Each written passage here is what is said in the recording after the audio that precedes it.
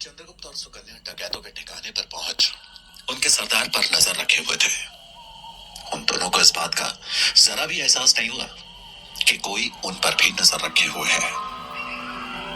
जैसे ही डकैतों की सभा समाप्त हुई, वे सभी एक एक कर वहां से जाने लगे थे और तब तक मालकेतु की नजर पेड़ के पीछे से झांकते चंद्रगुप्त और सुकन्या पर पड़ चुकी थी। वो बड़बड़ाते हुए बोला, तो यहां छुपा बैठा है डरपोक, आज ये मेरे हाथों से नहीं बच सकता। मालकेतु ने अपना धनुष अपने हाथ में लिया और प्रत्यंचा पर तीर चढ़ा चंद्रगुप्त पर निशाना साध दिया। उसके तीर के निशाने पर चंद्रगुप्त का सर था। इससे पहले कि उसका बाण धनुष से छूटता, बिजली की गति से आता एक तीर उसके बाएं पैर में आ धंसा। मालकेतु दर्द से कराह उठा और साथ में उसका संतुलन भी बिगड़ गया। उसके हाथ से चंद्रगुप्त को मारने वाला बाण छूट तो गया, लेकिन उसका निशाना चंद्रगुप्त की तरफ न जाकर डकैतों की गुफा की तरफ चला गया। उस बाण ने डाकू की छाती को भेद डाला। मालकेतु के पांव में धंसे बाण को किसी और ने नहीं, बल्कि सूरजमल ने चलाया था। वो समय रहते आचार्य चाणक्य के साथ वहां पहुंच चुका था। सूरजमल ने देखा कि उसका तीर सही निशाने पर लगा है। चाणक्य और सूरजमल ने वहां पहुंचते ही अपनी मशाल बुझा दी थी, ताकि उजाले की वजह से वो ही शिकार न बन जाए। मालकेतु ने अपने आसपास देखा ताकि पता लग सके कि उस पर तीर किसने चलाया है, लेकिन उसे जंगल में सिवाय अंधेरे के कुछ और नजर नहीं आया। उसने दर्द से कराहते हुए खुद से कहा, ये बाण किसने चलाया होगा? लगता है कोई और भी है जो मेरा पीछा कर रहा है। वो अपने पैरों से बाण निकालने की कोशिश करने लगा, लेकिन बाण बहुत गहरा धंसा था। अचानक उसका ध्यान बाण के ऊपरी हिस्से पर गया। उसने सोचते हुए खुद से कहा, ऐसा बाण मैंने पहले कहीं देखा है। मगध में इस तरह के बाण तो नहीं बनते हैं, शायद तक्षशिला में। ये किसका हो सकता है? उस समय कुछ खास व्यक्ति अपने बाण खास तरह से बनवाते थे, इसलिए उनकी एक अलग पहचान होती थी। बाण से ही पहचान हो जाती थी कि वो किसका होगा। मालकेतु वही याद करने की कोशिश कर रहा था, लेकिन डकैतों के चिल्लाने की आवाज सुनकर वो सब भूल गया। डकैतों की गुफा पर बाण के अचानक हमले से उन लोगों के बीच भगदड़ मच गई। सभी तुरंत सतर्क हो गए। उन्होंने अपनी स्थिति संभाल ली। डकैतों के सरदार ने गुस्से में चिल्लाते हुए कहा, बाण किसने चलाया? एक डकैत उनके पास आया और बोला, सरदार, बाण जंगल की तरफ से आया है। मालूम होता है कि वे छुपकर हम पर नजर रखे हुए हैं। सरदार सबको सतर्क करते हुए बोला, सबके सब चारों ओर फैल जाओ और खोज करो उनकी। कोई भी बचना नहीं चाहिए। ये बोलकर उसने खुद भी अपनी तलवार निकाल ली और सावधानी से जंगल की तरफ बढ़ गया। एक एक कर सभी डाकू जंगल की दिशा में भागे। किसी ने अपने हाथों में तीर धनुष, तो किसी ने तलवार और किसी ने भाला ले रखा था। सुकन्या और चंद्रगुप्त ये देख हैरान थे कि आखिर जंगल से ये तीर किसने चलाया, और वो जो कोई भी है उसकी डकैतों से क्या दुश्मनी। सुकन्या हैरानी से धीमे स्वर में बोली, चंद्र, डकैतों पर ये बाण किसने चलाया? चंद्रगुप्त भी संशय में बोला, पता नहीं, मालूम होता है कोई और भी है यहाँ जो छुपकर डकैतों पर नजर रखे है। सुकन्या बोली, हमारे सिवाय डकैतों का और कौन शत्रु हो सकता है? चंद्रगुप्त बोला, सुकन्या, वो डाकू है, उनके मित्र कम और शत्रु ज्यादा होते हैं। जिस किसी ने भी ये तीर चलाया है उसे भी हमारी तरह ही डकैतों की तलाश होगी। डकैतों का एक झुंड मशाल लिए तेजी से दोनों की तरफ बढ़ता चला आ रहा था। ये देख चंद्रगुप्त बोला, सुकन्या, हमें यहाँ से अतिशीघ्र जाना होगा। हम अकेले इतने सारे डकैतों का सामना नहीं कर सकते। अगर हम इनकी नजरों में आ गए तो इन्हें लगेगा कि बाण हमने ही चलाया था। सुकन्या ने भी चंद्रगुप्त की बात पे हामी भरी और दोनों बिना कोई शोर किए चुपचाप वहां से निकल गए। वहीं सूरजमल ने मालकेतु को मारने के लिए फिर से उस पर निशाना साधा, लेकिन मालकेतु समझ चुका था कि उस पर नजरें रखी जा रही है। साथ ही डाकुओं का एक झुंड उसकी तरफ भी बढ़ा चला आ रहा था, इसलिए अंधेरे का फायदा उठाकर वो वहां से छिपते छिपाते भागने लगा। सूरजमल एक ऊंचे पेड़ की डाली पर बैठा था। इससे पहले कि वो मालकेतु पर दूसरा तीर चला पाता, वो सूरजमल की नजरों से ओझल हो चुका था। वहीं चंद्रगुप्त और सुकन्या वापस तक्षशिला की ओर भाग रहे थे। लेकिन इसी बीच एक डाकू की नजर सुकन्या पर पड़ी। वो चिल्लाते हुए बोला, वो रहा हमलावर, पकड़ो पकड़ो, भागने न पाए। कुछ डकैत अब तेजी से चंद्रगुप्त और सुकन्या के पीछे भागने लगे। अब चंद्रगुप्त और सुकन्या आगे आगे और डकैतों का झुंड उनके पीछे पीछे था। अगले ही पल डाकू उन पर पीछे से बाणों की वर्षा करने लगे। हर एक बाण दोनों के प्राण लेने को व्याकुल था। कोई बाण उनके सामने वाले पेड़ पर जा लगता तो कोई उनके पैरों के पास जमीन पर धंस जाता। सुकन्या और चंद्रगुप्त दोनों बड़ी कुशलता और सतर्कता के साथ उन बाणों से बचते हुए भागे जा रहे थे। लेकिन तभी एक डाकू ने उन पर निशाना साधते हुए अपनी कुल्हाड़ी फेंकी। वो कुल्हाड़ी निशाना भटक कर एक पेड़ की डाली से जा लगी। कुल्हाड़ी लगते ही वो डाली कट कर अलग हो गई और वो डाली सुकन्या पर ही गिरने वाली थी कि चंद्रगुप्त ने उसे अपनी तरफ खींच लिया। सुकन्या चंद्रगुप्त की बाहों में गिर पड़ी। वो उसकी आंखों में देखते हुए बोली, धन्यवाद चंद्र, मेरी जान बचाने के लिए। चंद्रगुप्त बोला, अगर हम यहीं रहे तो हमारी जान अवश्य जाएगी। सुकन्या थोड़ा मुस्कुराते हुए बोली, तुम्हारे होते हुए मेरी जान नहीं जा सकती। चंद्रगुप्त हल्के गुस्से में बोला, तुम्हें इस वक्त शरारत सूझ रही है, अभी इसका वक्त नहीं है। हमें और तेज भागना होगा, अन्यथा ये जंगल ही हमारा समाधि स्थल बन जाएगा। दोनों ने अपने भागने की गति और तेज कर दी। चंद्रगुप्त सुकन्या का हाथ पकड़े दौड़ रहा था। जिस डाकू ने उन्हें सबसे पहले देखा था वो अब उन दोनों के बहुत करीब आ चुका था। अब वो धनुष से अपना निशाना साध सुकन्या पर वार करने वाला था कि तभी एक तीर उसकी छाती को भेद गया। वो वहीं अचेत सा गिर पड़ा। उसके बाकी साथी उससे कुछ दूर पीछे थे। उस डाकू की चीख सुनकर बाकी साथी भी दौड़ते हुए उस तक आ पहुंचे। उसने अपने साथियों को बताया कि उन दोनों के अलावा कोई और भी है जो उनकी सहायता कर रहा है। हमें सतर्क हो जाना चाहिए। सभी पहले से भी और सतर्क हो गए और फूक फूक कर कदम आगे बढ़ाने लगे। उस डाकू पर वो तीर सूरजमल ने चलाया था। वो तुरंत ही पेड़ से उतरा और आचार्य चाणक्य की तरफ बढ़ चला। सुकन्या और चंद्रगुप्त भागते हुए जैसे एक बड़ी सी चट्टान के पास से गुजरे, अचानक से चाणक्य ने दोनों का हाथ पकड़ उन्हें चट्टान के पीछे खींच लिया। चंद्रगुप्त और सुकन्या एक बार को तो घबरा गए, लेकिन आचार्य को देखकर उन दोनों ने राहत की सांस ली। चंद्रगुप्त ने हैरानी भरे स्वर में पूछा, आचार्य आप यहां? चाणक्य ने इशारे से उन दोनों को चुप रहने को कहा। चंद्रगुप्त और सुकन्या उनकी बात मान एकदम चुप्पे साधे चट्टान के पीछे छिपे रहे। चंद्रगुप्त और सुकन्या को भीतर ही भीतर इस बात का डर लग रहा था कि कहीं आचार्य चाणक्य उन पर गुस्सा ना हो, क्योंकि चाणक्य एकदम चुप्पी साधे बैठे थे। उनकी चुप्पी दोनों को अंदर ही अंदर खाई जा रही थी। सुकन्या धीरे से चंद्रगुप्त के कान में बोली, आचार्य की चुप्पी का क्या मतलब समझे? चंद्रगुप्त ने भी लगभग फुसफुसाते हुए कहा, उनकी चुप्पी ही हमारे लिए सबक है। हमें भी अब चुप्पी साथ लेनी चाहिए, अन्यथा हमें आचार्य चाणक्य के क्रोध का सामना करना पड़ेगा। इसी बीच सूरजमल भी छिपते छिपाते वहां पहुंच चुका था। चारों खुद डकैतों की दृष्टि से बचाने का हर संभव प्रयास कर रहे थे। कुछ डकैत लगभग उस चट्टान के पास पहुंच चुके थे।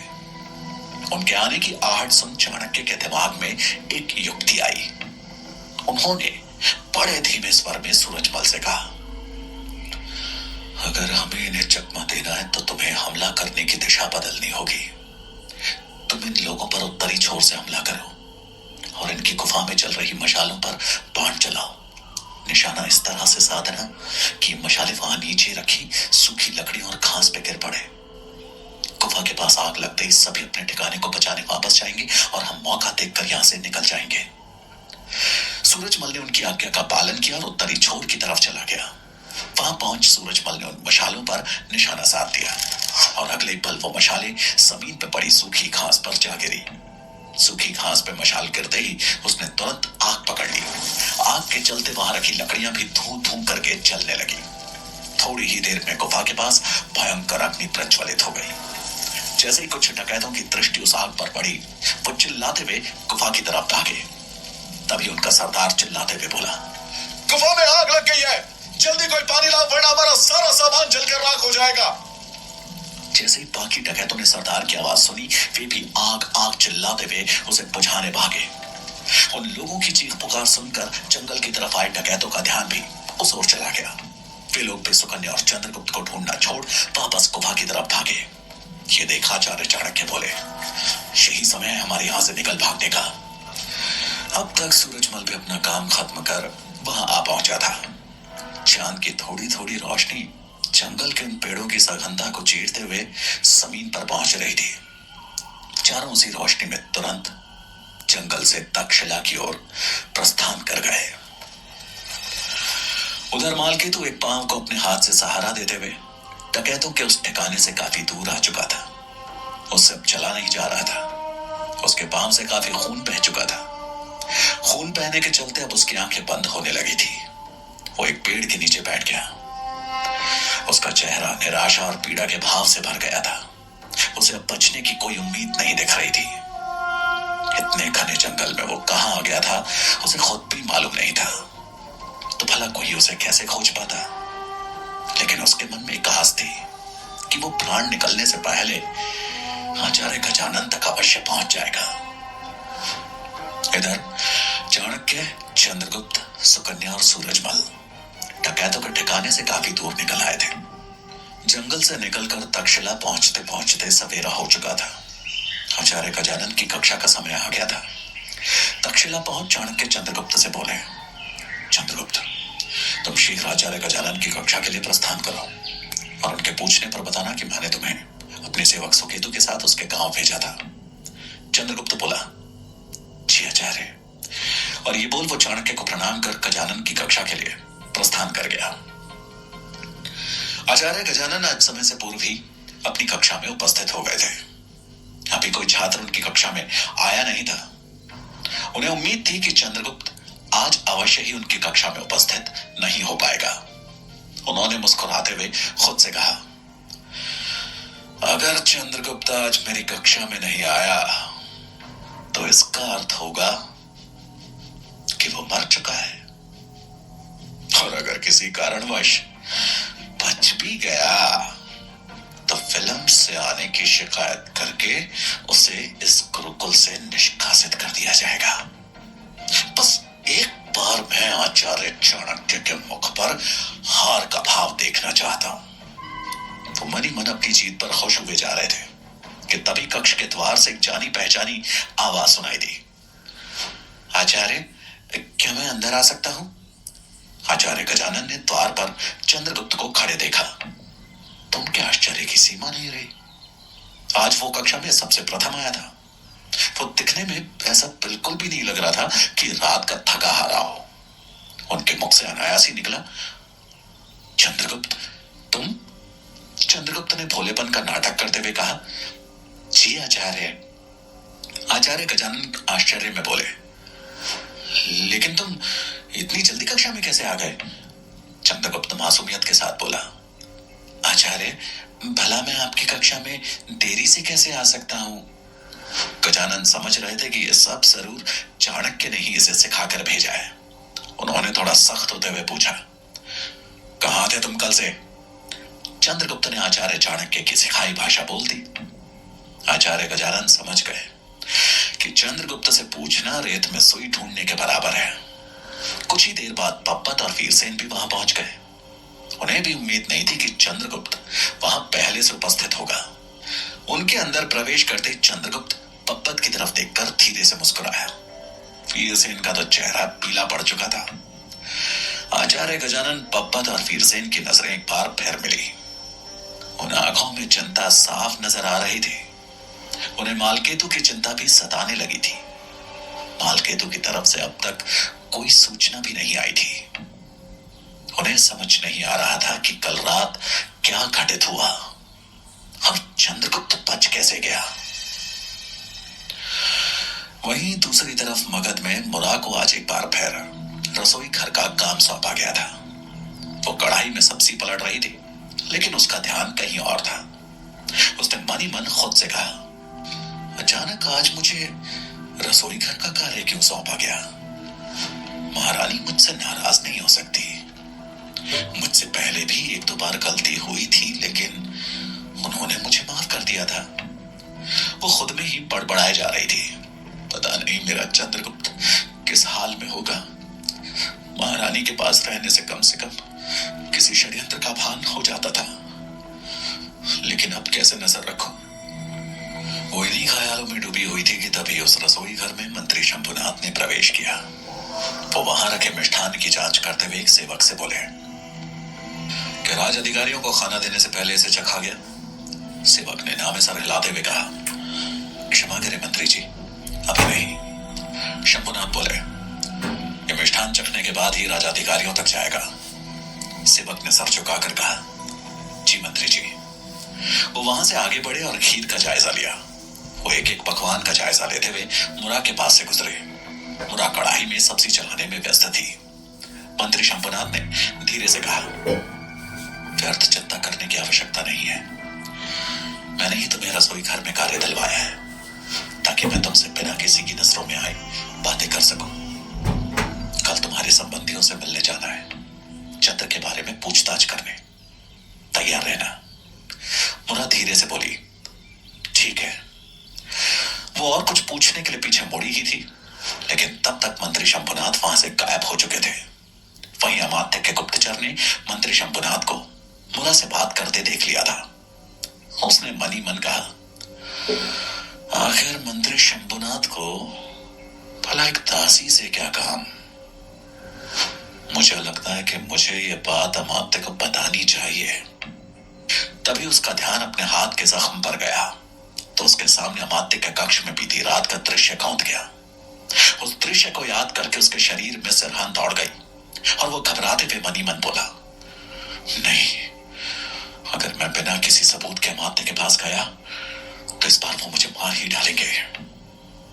उसने सच का पता लगाने के लिए मंत्री शंभुनाथ के पीछे जाना ही ठीक समझा। वहीं घायल मालकेतु किसी तरह खुद को बचाते हुए तक्षशिला तक पहुंच गया। वो छिपते छिपाते आचार्य गजानन से मिलने उनके कक्ष की तरफ बढ़ रहा था। पैर में लगे तीर के कारण वो ठीक से चल नहीं पा रहा था। वो शीघ्र ही जंगल में घटी सारी घटना आचार्य गजानन को बताना चाहता था, लेकिन उसे जरा सा भी अंदाजा नहीं था कि एक तरफ से चाणक्य भी गजानन के कक्ष की ओर बढ़ रहे थे।